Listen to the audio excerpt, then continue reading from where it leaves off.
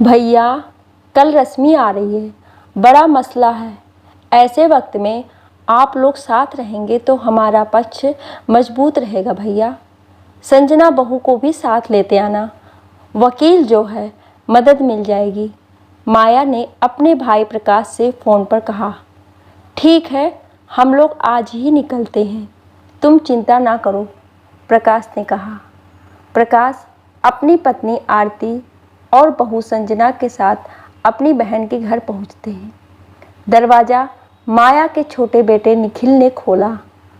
आइए मामा जी, निखिल ने सबको ससम्मान बिठाया। अंदर के कमरे से माया आती है और अपने भाई के गले लगकर फूट फूट कर रोने लगती है। रो मत बहन, जो होना था वो हो गया। जीवन मृत्यु हमारे बस में नहीं है। जवान बेटी की मृत्यु माँ बाप के लिए सबसे बड़ा आघात है। पर माया, तुम्हें संभलना होगा। अभी छोटे बेटे का करियर देखना है, शादी भी तो उसकी करनी है। जरा उस ओर भी ध्यान दो, प्रकाश जी ने अपनी बहन को समझाते हुए कहा। हाँ भैया, इसलिए तो आप लोगों को बुलाया है। अभी रश्मि आ रही है, विनय की इंश्योरेंस पॉलिसी और सरकारी अनुकंपा नौकरी की बात करने। माया ने कहा। बहू को तो सरकारी नौकरी भी चाहिए, इंश्योरेंस पॉलिसी की रकम भी चाहिए, गहने भी चाहिए। पोती आयुषी के नाम विनय बैंक में जो रकम हर महीने जमा करता था वो भी चाहिए। बड़ी लालची बहू है।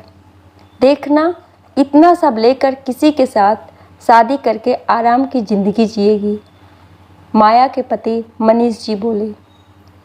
प्रकाश जी की बहू संजना सब आराम से सुन रही थी। माया जी के बड़े बेटे विनय का कुछ समय पहले रोड एक्सीडेंट में निधन हो गया था। माया जी के पति सरकारी नौकरी से रिटायर हुए थे। अच्छी खासी पेंशन मिलती थी। छोटे बेटे का अभी तक करियर सेट नहीं हो पाया था। MBA तो किया हुआ था, पर अच्छी नौकरी नहीं मिल रही थी। बड़ा बेटा विनय भी सरकारी नौकरी करता था। उसकी मृत्यु के बाद अनुकंपा नौकरी की अधिकारी उसकी पत्नी रश्मि थी। विनय की मृत्यु के बाद रश्मि अपनी सुध बुध खो बैठी थी। बीच मझधार में उसका पति उसे छोड़कर जो चला गया था, उसके लिए जीवन एक परीक्षा बन गया था। माया जी चाहती थी कि रश्मि अब मायके चली जाए। उसका यहाँ क्या काम, क्योंकि उन्हें न बहू से मोह था न पोती से। अगर बहू ससुराल में रहकर नौकरी करेगी तो उसकी बच्ची को उन्हें संभालना पड़ेगा, जो वो कतई नहीं चाहती थी, क्योंकि बहू उनकी नहीं बल्कि उनके बेटे की पसंद थी। अपने बेटे की खुशी के लिए माया जी शादी के लिए राजी तो हो गई, लेकिन बहू को कभी दिल से ना अपना पाई। माया जी से रश्मि को कभी प्यार और सम्मान नहीं मिला। रश्मि के पिता ने भी अपनी हैसियत अनुसार काफ़ी धूमधाम से शादी की, पर माया जी को ये सब कम ही लगा। रश्मि बहू बनकर ससुराल आ गई। उसने दिल से सबको अपनाया। अपना 100% नहीं 200% दिया, ताकि उसके ससुराल वालों के दिल में जगह बना सके। उसने ससुराल की दहलीज पर कदम रखते ही अपनी जगह बनाने की जद्दोजहद शुरू कर दी। उसको विश्वास था कि एक ना एक दिन उसकी सासू माँ उसकी माँ बन जाएगी। विनय भी परिवार की खुशी के लिए हर संभव प्रयास करता। अपने छोटे भाई को शहर से बाहर भेजकर ग्रेजुएशन करवाया, पर उसके छोटे भाई को बड़े भाई की मेहनत की कोई कीमत ही नहीं थी। जरा भी पढ़ाई में ध्यान नहीं देता। उसके लिए तो नया शहर मौज मस्ती की जगह बन गया था, जहां उसके ऊपर नज़र रखने वाला परिवार का कोई सदस्य नहीं था। शादी के 2 साल बाद रश्मि ने खुशखबरी सुनाई। रश्मि ने सोचा, भगवान ने मेरी सुन ली, अब तो माया जी उसके साथ नरमी से बर्ताव करेंगी। पर ऐसा हुआ नहीं। पूरा समय होने पर रश्मि ने प्यारी सी बेटी को जन्म दिया। रश्मि को लगा सब बहुत खुश होंगे, क्योंकि खानदान में 3 पीढ़ियों से बेटियों का जन्म नहीं हुआ था। पर यहाँ पर भी रश्मि गलत थी। अरे पहला बच्चा तो बेटा ही होना चाहिए था, माया जी ने कहा। रश्मि को उनकी बात से बहुत दुख हुआ, पर पति विनय प्यार करने वाला समझदार था, तो रश्मि माया जी की कड़वी बातों को दिल से नहीं लगाती। रश्मि के जीवन में स्थिरता आई ही थी कि जिंदगी ने एक बार फिर से उसकी परीक्षा लेनी चाहिए। रश्मि के पति की रोड एक्सीडेंट में मृत्यु हो गई। एक ही पल में रश्मि के हाथ से सब कुछ छूट गया। ससुराल में उसे संभालने वाला कोई नहीं था। देखिए बहन जी, ऐसी हालत में उसका मायके में रहना ही उचित होगा। यहाँ ना तो वह घर संभालने की स्थिति में है और ना ही बच्ची को संभाल पा रही है, माया जी ने रश्मि की मम्मी से कहा। रश्मि की मम्मी पापा रश्मि की स्थिति को देखते हुए उसे अपने साथ ले आए। मायके में मम्मी पापा भाई भाभी ने मिलकर रश्मि का बहुत ख्याल रखा। अब वह अपनी बच्ची के लिए हर परिस्थिति का सामना करने को तैयार थी। वह अपने ससुराल आने वाली थी अपना हक लेने। थोड़ी देर बाद रश्मि अपने पापा के साथ ससुराल पहुंचती है। औपचारिक अभिवादन के बाद मुद्दे की बात शुरू करते हुए रश्मि के पिता ने हाथ जोड़ते हुए कहा, भाई साहब, आप लोगों का ये पुश्तैनी घर है, आपके पिताजी ने बनवाया था।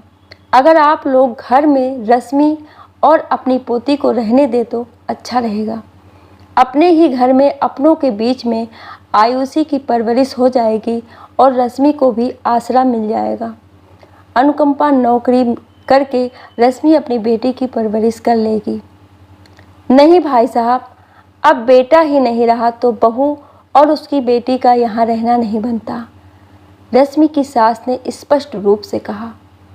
हालात को देखते हुए आप लोग घर के ऊपरी हिस्से में रश्मि और अपनी पोती के रहने की व्यवस्था भी तो कर सकते हैं, रश्मि के पिता ने कहा। नहीं भाई साहब, ऊपरी हिस्से में तो हमारा छोटा बेटा अपने परिवार के साथ रहेगा, रश्मि की सास ने कहा। सरकारी अनुकंपा नौकरी तो रश्मि ले ही रही है, तो हम चाहते हैं कि विनय के इंश्योरेंस के पैसे जो लगभग 10 लाख आएंगे वो रश्मि हमारे छोटे बेटे के नाम कर दे, जिससे वह अपना छोटा मोटा बिजनेस शुरू कर सके, रश्मि के ससुर ने कहा। ये क्या कह रहे हैं आप? बिजनेस के लिए आप भी उसे पैसे दे सकते हैं ना। आपको रिटायर के समय तो बड़ी रकम एक मुश्त मिली होगी, रश्मि के पिता ने कहा। अरे वो पैसे तो हमने अपने बुढ़ापे के लिए रखे हैं। आजकल के बच्चों का क्या भरोसा, सही से बूढ़े माँ बाप की देखभाल करें ना करें, अपने पास कुछ रकम तो होनी ही चाहिए, आत्मविश्वास बना रहता है, रश्मि के ससुर ने कहा। माफ़ कीजिएगा पापा जी, आप लोगों को इस उम्र में भी भविष्य के लिए पैसों की ज़रूरत महसूस हो रही है, तो मेरे सामने तो पहाड़ सा जीवन खड़ा है। सिर्फ 30 वर्ष की उम्र है मेरी, मुझे अपनी बच्ची को सुरक्षा देनी है। उसके लिए घर, अच्छा भोजन, पढ़ाई, स्वास्थ्य सुविधा, शादी, सब की व्यवस्था मुझे ही करनी है। मेरे भाई की भी 3 बेटियां हैं, उसके ऊपर भी काफ़ी जिम्मेदारी है। आज तो सारा परिवार मेरे साथ है, पर कल का क्या भरोसा। पग पर मुझे पैसों की ज़रूरत पड़ेगी। इंश्योरेंस के पैसे अपनी बेटी की उच्च शिक्षा के लिए सुरक्षित रखना चाहती हूँ।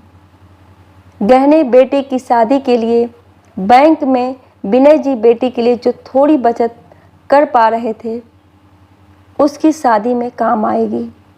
वैसे भी अनुकंपा नौकरी तो मेरी काबिलियत को देखते हुए छोटी पोस्ट की मिलेगी। इसमें मुझ घर का किराया, राशन, बिजली बिल, दूध, सब्जी, बेटी की पढ़ाई, 10 प्रकार के और भी खर्चे होते हैं। सब छोटी सी तनख्वाह में पूरा करना होगा। इसलिए मुझे पत्नी और माँ होने के नाते अपना पूरा हक चाहिए, रश्मि ने आत्मविश्वास के साथ कहा।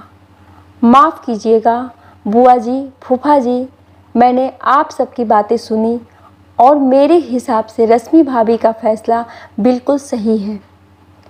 भैया के जाने का दुख तो जीवन भर रहेगा, पर व्यवहारिक तौर पर देखा जाए तो गहनों और बेटी के लिए जोड़े गए पैसों से कितनी भावनाएं जुड़ी होंगी। हाथ में कुछ पूंजी रहेगी तो भाभी को बच्ची की परवरिश के लिए किसी का मोहताज नहीं रहना पड़ेगा। जाने भविष्य में मायके में उनके साथ कैसा व्यवहार हो। कानूनी तौर पर देखा जाए तो बच्ची आयुषी का पारिवारिक संपत्ति में भी हिस्सा है, लेकिन आप लोग तो उन्हें घर पर रहने नहीं दे रहे। रश्मि भाभी ने तो सिर्फ अपने पति द्वारा अर्जित व्यक्तिगत बचत ही मांगी है, जिसमें इंश्योरेंस की रकम और बच्ची के लिए बैंक में जमा राशि शामिल है। मामा जी की बहू संजना बोली, हाँ हाँ, तुम तो बहू का ही साथ दोगी, आखिर तुम भी बहू जो ठहरी। इतना सब लेकर देखना वह दूसरी शादी कर लेगी। माया जी गुस्से से बोली, हाँ तो इसमें गलत क्या है? भविष्य किसने देखा है? आज नहीं तो 5 साल के बाद, 10 साल के बाद उन्हें जीवन साथी की ज़रूरत महसूस होती है तो दूसरी शादी करने में कोई बुराई नहीं है। उस वक्त भी ये पैसे बच्ची की उच्च शिक्षा, शादी में काम आएंगे। भाभी को अपनी बच्ची के लिए किसी के सामने हाथ नहीं फैलाने होंगे। संजना बोली, रश्मि ने अपने सारे हक के लिए, पर उसके ऊपर लालची स्वार्थी का टैग लग गया। छोटे बेटे की शादी के बाद माया जी को रश्मि की अहमियत समझ में आई। उन्होंने उसे वापस बुलाना चाहा, लेकिन स्वाभिमानी रश्मि ने ससुराल वापस आने से इनकार कर दिया, लेकिन हर सुख दुख में अपने ससुराल वालों के साथ जरूर खड़ी रही। दोस्तों, आज भी हमारे समाज में देखने को मिलता है कि अगर कोई बहू अपने हक के लिए आवाज़ उठाती है तो उसे लालची, स्वार्थी कहा जाता है।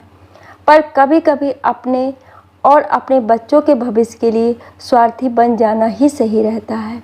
आपको ये कहानी कैसी लगी हमें कमेंट करके ज़रूर बताएं, और ऐसी ही कहानियाँ सुनने के लिए हमें सब्सक्राइब ज़रूर करें। Thank you.